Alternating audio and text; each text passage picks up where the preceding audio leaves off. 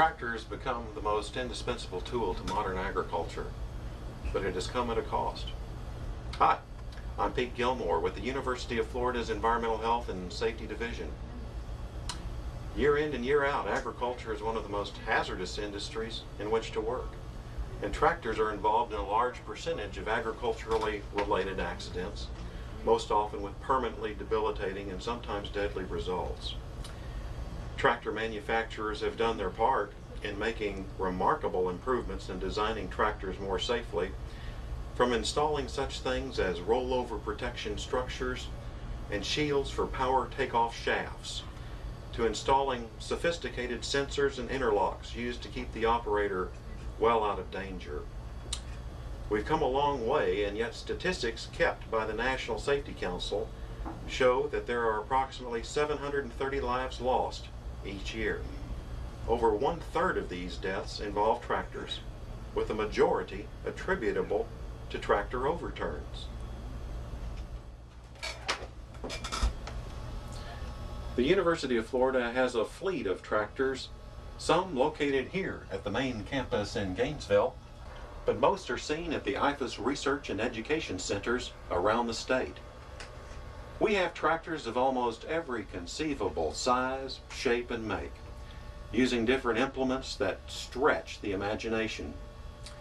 In this presentation, we will look at some of these tractors and talk to the folks that use the tractors as a part of their daily lives. A visit to the shop is in order, where we will go through a pre-operational check and show you some maintenance activities that can prevent bad things from happening in the field. We will also see a tractor rollover demonstration with the University of Florida's own agricultural safety specialist, Dr. Carol Latola.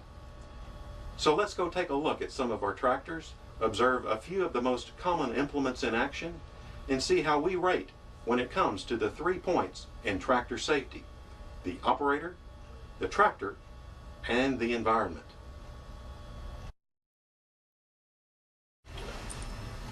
The tractor operator is responsible for driving a machine with a tremendous amount of power with numerous potential hazards, such as rotating machinery, hot surfaces, flammable materials, and other products of combustion.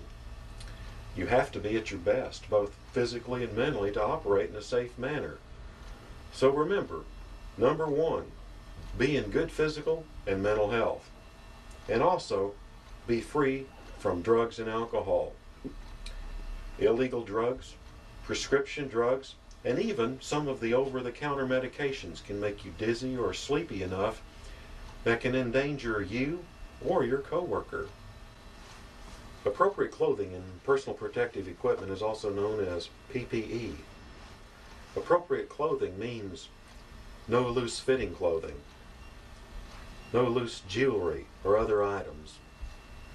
If you're in construction areas, hard hats are required. If not, sun-safe hats are required if the tractor doesn't have a ROPS. Safety shoes, or at least closed-toed shoes, are imperative. And wear safety glasses to keep the bugs and dust out of the eyes. And remember, long hair should be tucked under a hat.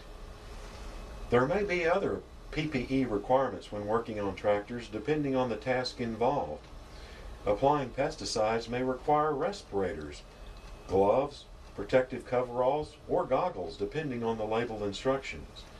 Keep in mind that sprays and other contaminants may get into cabs that may remain after the job is finished.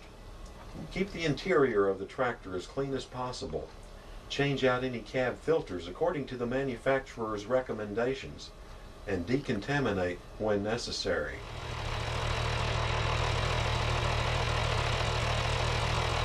Tractors show a wide variation in the amount of noise produced. As you might expect, tractors over 20 years of age are much louder than the newer models. Noise surveys at the University of Florida have shown that older tractors set at idle speeds may have noise levels between 94 decibels and upwards to 105 decibels. For OSHA purposes, Operators exposed to noise at an average daily dose at 90 decibels or above are required to wear hearing protection, with noise levels above 85 requiring operators to have a yearly hearing test. How loud is 85 decibels? For people with normal hearing, the general rule of thumb states that if you are at an arm's distance away from someone and must raise your voice above background levels to be understood, you are probably being exposed to noise levels above 85 decibels. When in doubt, use earmuffs or earplugs and ask your safety representative to perform a noise survey. Well, we've successfully found our way to the Plant Sciences Research Unit located here in Centro. One of the things that we do before we roll a tractor out into the field is we perform a pre-inspection and maintenance check. Mr. Doug Watts here is going to show us some of the things that he looks at before he takes the tractor out for service. Doug, what is it that you take a look at? Well, the first thing I do, Peter, before I take any tractor out in the field is raise the hood up, check the battery, make sure the battery's secure, it's not moving around or anything. Check the battery clamps, make sure they're clean and tightly on there. The next thing I do is move to the air filter. Open it up here, and it just slides out. And just take a regular air hose and blow this out. Clean it out. A lot of the older tractors have a cylinder type air filter that has a wing nut on the end. You just slide it out and do the same thing, blow it out. That's very important for the engine to have clean air. The next thing you want to do is move back here to the radiator. It has a screen on it. This one does. That pulls out, and you can blow that off also. You want to make sure that none of the fins on the radiator are damaged or bent. That might cause a leak or cause it to run hot. Make sure there's no trash or debris on the radiator or on the screen of the radiator. The next thing I want to do is move back here to where the radiator coolant is. And on the front here, there's a gauge. You can't see it there, but there is a gauge that tells minimum or maximum level. Make sure that it is at the right level. The next thing I do is move back here to the fan. Make sure the fan is all still in one piece. Make sure the belts are tight. Make sure that there's no nicks or tears in the belt that may cause it to come off when it's running. I move back here and I check my oil, my engine oil, right here at the dipstick. I come back here and I just scan the engine for any kind of leaks or anything, fuel leak, oil leak, water, or anything that might cause this engine to not run right. You got your fuel filters here. Make sure you check those, make sure those are all tight and aren't leaking around them. The next thing you want to do is move here to the tires. Make sure you want to take your air gauge and just get a reading, see what the tire pressure is. Right on the sidewall of the tire, it'll tell you what the maximum PSI should be. And that's, make sure that you check all 4 tires for any kind of big cuts or anything in the tires that they might blow out while you're running. Check your lug nuts, make sure they're all still on there and all tight. Next thing I do is move back here to the stairs. Very important whenever you're getting on and off the tractor to make sure those are on there secure so you don't fall off. And like I say, just go around and I scan the whole tractor from front to back.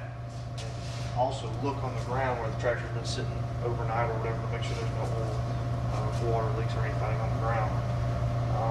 The next thing I do is go back to the back for the hydraulics, check all the hydraulic work, make sure there's no leaks or anything back there.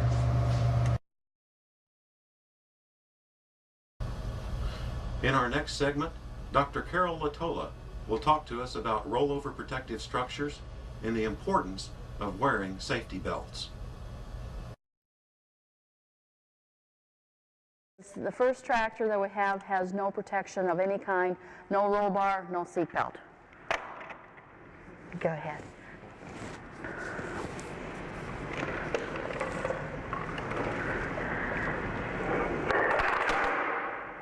if you want to get a close-up of what happens. The next tractor, what do we have is a situation where we have the roll bar, but we don't have any seat belt. The person is not, they have the seat belt there, but they're choosing not to use it. And we're going to show what happens in this case.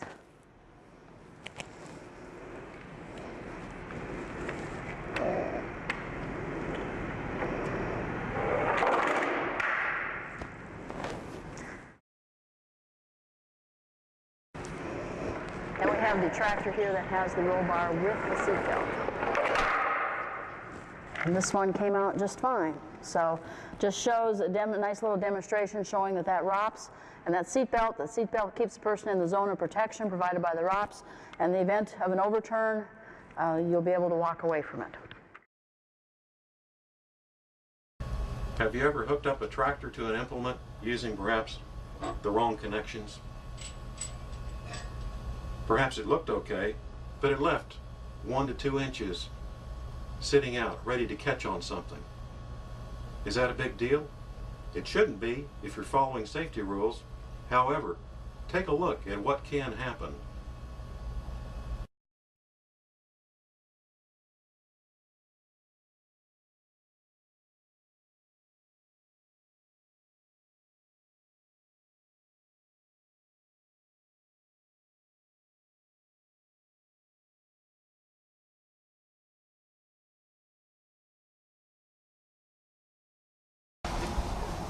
So what you've just seen is a short simulation of someone that was not following safety rules, tried to make an adjustment on the PTO. No one knew where he was at. He was trying to make an adjustment while the tractor was operational. This represents the body parts that would be left. So did he gain any time in this? Did he gain even 30 seconds? No, it's a person that simply lost his life.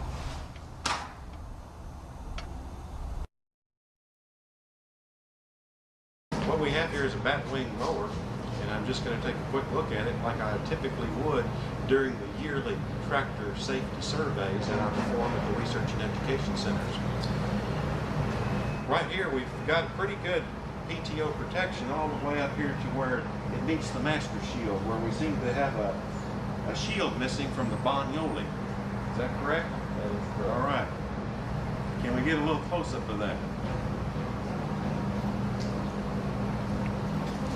Now what they tell me is during the maintenance procedure it's real hard to get at the grease fittings. So usually you find these things cut off. Well, there's got to be a better way. Because now we've got to replace this entire section here before we can identify it as being completely safe.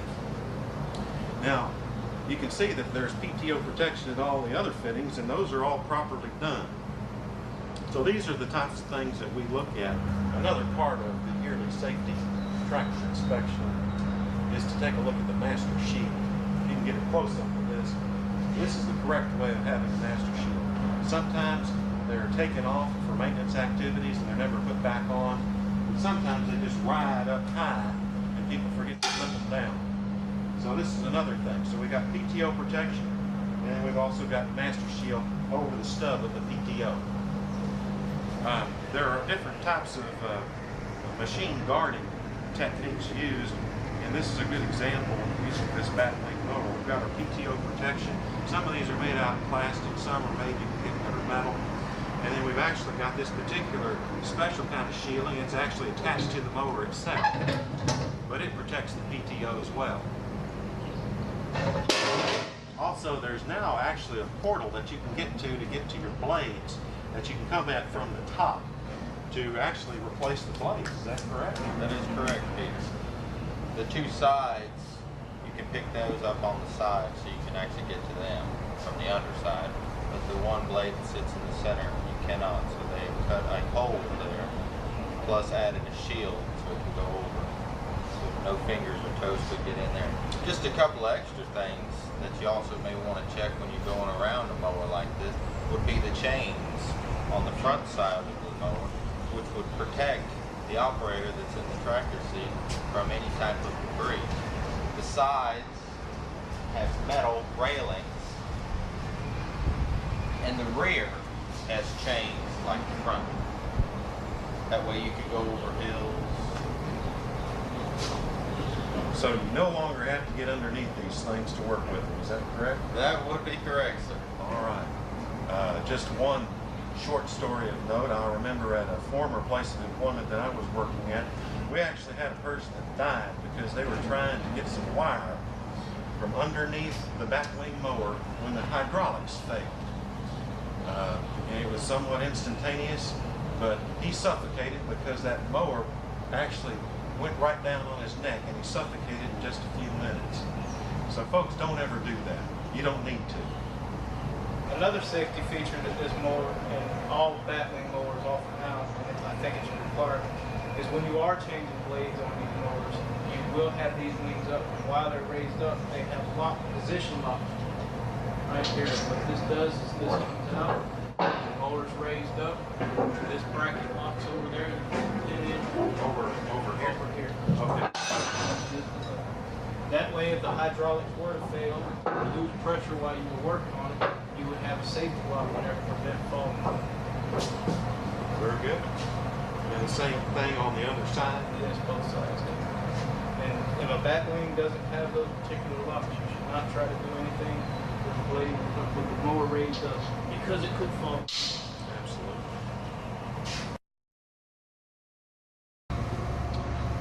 This tractor happens to be connected up just to a regular mower, so we don't have hydraulic connections to it, but Doug, if there were hydraulic connections, what would we look for? Peter, if there were any hydraulic lines hooked up to this mower, I would, first of all, I'd come back here and check for any leaks on this housing. All this is hydraulics. I would check for any leaks on any of this. If there was hydraulic lines running to the mower, and I'd happen to see one dripping or something, I would take a card out or a regular piece of paper, anything will work. I use like a business card, and just run underneath the line, because you don't want to get your hands anywhere near a leak, especially on a hydraulic line. There's very high pressure, it will penetrate the skin very easily. I would come back here and check my guard for my PTO shaft. I would make sure that it's secure that there is one on there, and that it is secure. And just mainly also check your drive line, your PTO power takeoff line, that it is secure onto the shaft of the tractor. And then also while I'm back there, I'll look at the tires, make sure that they are aired up. But what about road conditions? Do we need to do anything special if we're driving this tractor on the road?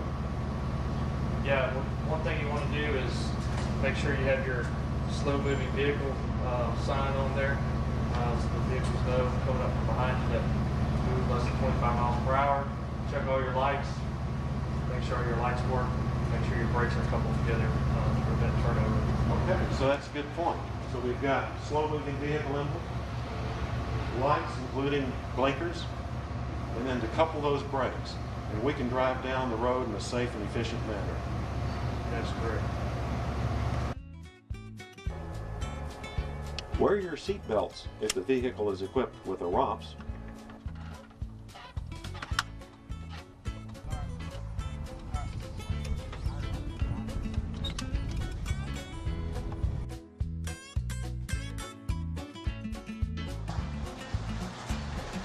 Open the garage door before starting to avoid carbon monoxide exposure. Where possible, avoid operating tractors near ditches, embankments, and holes. Reduce speed when turning, crossing slopes, and on rough, slick, or muddy surfaces. Stay off slopes too steep for safe operations.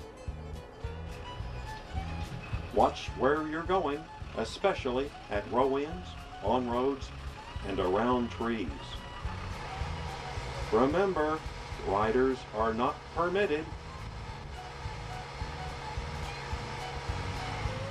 Operate the tractor smoothly. No jerky turns, starts, or stops. The hitching on the drawbar would be at this location on the tractor or from the points on the 3-point hitch.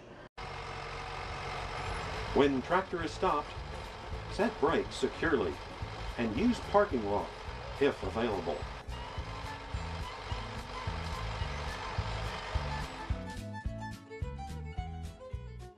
If this is going to be going over the road, we want to make sure that we have a slow-moving vehicle sign. That's very important. We want to make sure that we are in compliance with all the Department of Transportation requirements. We also want to make sure that all of your lights, your brake lights and turn signal lights are operational.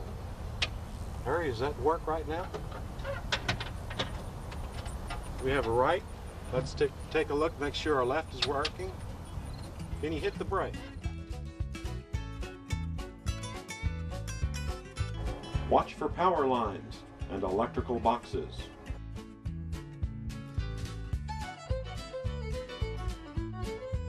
Remember to look at the hazard warning stickers and be sure and look at the operator's manuals.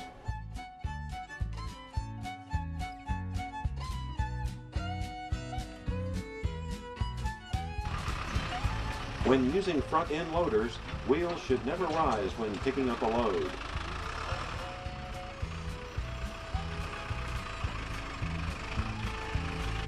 Properly stow tools when not in use. I'm here with Mr. Brian Masters here, but we got this tractor just about ready to roll. But I wanted Brian to give us a quick little introduction about counterweights. Do we have enough counterweights for this particular implement? Brian, tell us a little bit about counterweights. Well, the counterweights are on the front of the tractor to reduce the rearing of the tractor and also to stabilize it as you're going over the plot work. For this particular implement, it takes 270 kilograms to balance out the tractor. We know that by adding up the amount of the counterweights, the weight of the implement on the back. You figure that out, you want the front heavier than you want the rear. Okay, that way you get a good, nice, smooth ride all the way across and you don't have to worry about it picking up on you. Is that Yeah, right? like when you depress the clutch, you don't want the tractor to rear up. I see.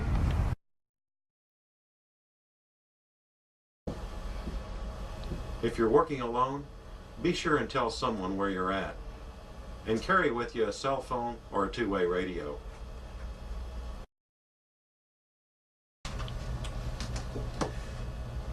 What you've just gone over is a very brief introduction into tractor safety operations. We've gone over the OSHA requirements and gave a quick briefing into maintenance activities that can keep you safe in the field. Please remember, this is just a foundation upon which to grow your knowledge on. Take a look at those tractor manuals where there are some very important safety tips. And remember the three elements to tractor safety: the operator, the tractor, and the environment. For the University of Florida's Environmental Health and Safety Division, I'm Pete Gilmore. Thanks for listening.